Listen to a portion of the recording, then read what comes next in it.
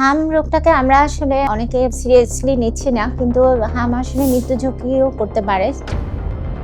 যারা ভ্যাকসিন নিচ্ছে না বা যাদের দেখা যাচ্ছে রোগ প্রতিরোধ করার ক্ষমতা কম, তাদের হাসপাতালে অবশ্যই ভর্তি করায় চিকিৎসা নিতে হবে। যারা একদমই টিকা নেয়নি তাদের ক্ষেত্রে খারাপ হামটা হতে পারে, লাইফ রিস্ক হতে পারে। সেক্ষেত্রে হাসপাতালে ভর্তির পরে তার যদি দেখা গেল যে খুব খারাপ নিউমোনিয়া, তার ইমপ্রুভ হচ্ছে না, তার শ্বাসকষ্ট হচ্ছে, অনেক সময় আইসিইউ সাপোর্ট লাগে। যখন হাম হলো তার তো নিজের রোগ প্রতিরোধ করার ক্ষমতাটা কম থাকে, তখন অন্য জীবাণুগুলো অ্যাটাকের কারণে বাচ্চা আরো খারাপ হয়ে যায়। হাম হচ্ছে একটি ভাইরাস জনিত রোগ। ভাইরাস দিয়ে রোগটা হয়ে থাকে, রোভিওলা ভাইরাস। হাম আসলে প্রতিরোধ করার মতো একটা রোগ। আমাদের যে এপিআই শিডিউল আছে ওটার মধ্যে আমরা হামের টিকা দিয়ে থাকি। এই ওষুধটাতে প্রথমত যে লক্ষণগুলো দেখা যায় তার হচ্ছে জ্বর আসে, গায়ে ফুসকুড়ির মতো লাল গোটা গোটা দানা দেখা যায়, তারপর সাথে চোখ লাল হয়ে যেতে পারে, নাক দিয়ে পানি, কাশি এগুলো থাকতে পারে। আবার যেগুলো খুব খারাপ হয়ে যায় সেক্ষেত্রে কানে পুঁজ পড়া, তারপর খিঁচুনি হওয়া, যে নিউমোনিয়া কাশি, জ্বর এগুলো খুব বেশি হতে পারে। এখনকার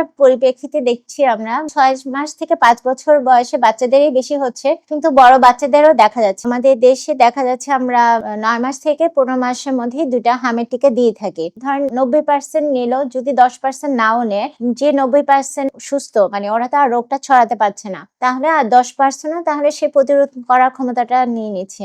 দেখা যাচ্ছে যে সবাই সম্ভবত ইপিআই যে শিডিউলটা ভ্যাকসিন গুলো সঠিকভাবে নেয়নি। দেখা গেছে প্রথম দিকে বাচ্চাদের যে ইপিআই ভ্যাকসিন গুলো দেওয়ার ক্ষেত্রে মাদের খুব আগ্রহ থাকে এবং তারা কমপ্লিটলি নেয়। আর এটা যেহেতু একটু ডিলেতে 9 মাসে দিতে হয়, তখন ওরা অনেক সময় হারায় যাচ্ছে বা দিচ্ছে না, টিকা কার্ড হারায় ফেলছে, ভুলে যাচ্ছে। ইপিআই ফেলিওরের কারণে মনে হচ্ছে যে এবার আবার এত বেশি দেখা যাচ্ছে। আরেকটা হচ্ছে যে আমরা বুস্টার 5 বছর পর পর বুস্টার, কিন্তু এমআর ভ্যাকসিন 2014-2020 সালে একটা ক্যাম্পেইন করা হয়েছিল। এবছর হাম হওয়ার প্রধানত কারণ হচ্ছে টিকা ইপিআই শিডিউলের যে ভ্যাকসিন গুলো এগুলো ঠিক মতো নেওয়া হয়নি, এটাই চিন্তা করা হচ্ছে। ভাইরাসটা হচ্ছে আমাদের হাঁচি কাশির মাধ্যমে মেনলি, এটা একজনের মাধ্যমে আরেকজনের মধ্যে ঢুকতে পারে।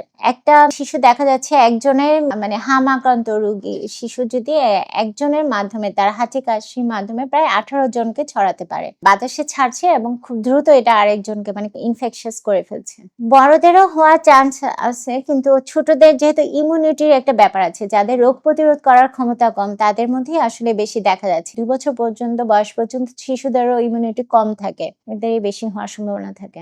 বোঝা হচ্ছে যে প্রথমে জ্বর আসবে, জ্বর আসার পরে তার গায়ে লাল ফুসকুড়ির মতো দেখা যাবে, সাথে নাক দিয়ে পানি পড়া, চোখ লাল হয়ে যাওয়া এগুলো থাকতে পারে। চিকিৎসাটা আসলে সব হাম রোগীদের তো আসলে ভর্তি লাগে না। দেখা গেছে যারা ভ্যাকসিন নিচ্ছে ওদের ক্ষেত্রে টিকা যারা নিয়েছে ওদের কমপ্লিকেশনটা খারাপ হওয়ার সম্ভাবনাটা একটু কম থাকে, কিন্তু যারা একদমই টিকা নেয়নি তাদের ক্ষেত্রে খারাপ হামটা হতে পারে। আর আমরা কখন বলবো যে হামটা খারাপ হয়ে যাচ্ছে?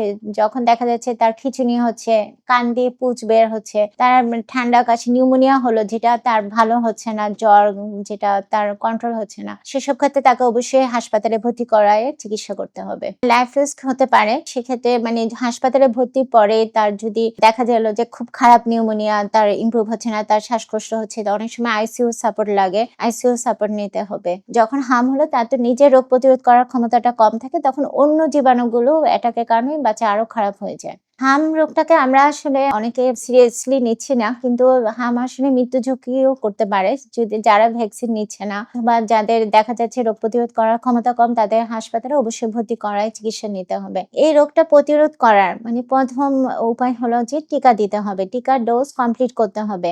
এবং যারা টিকা নেননি, বাচ্চা বড় হয়ে গেছে, ওরাও বেসরকারি ভাবেও টিকা নিতে পারেন। এখন আইসিডিডিআরবি এবং স্কয়ার হসপিটালে এমআরএ দুইটা ভ্যাকসিন পাওয়া যাচ্ছে। ওটা আমরা একটা নেওয়ার পর আরেকটা ভ্যাকসিন তার 8 সপ্তাহ পরে, এই দুইটা ভ্যাকসিন আপাতত নিতে পারবেন।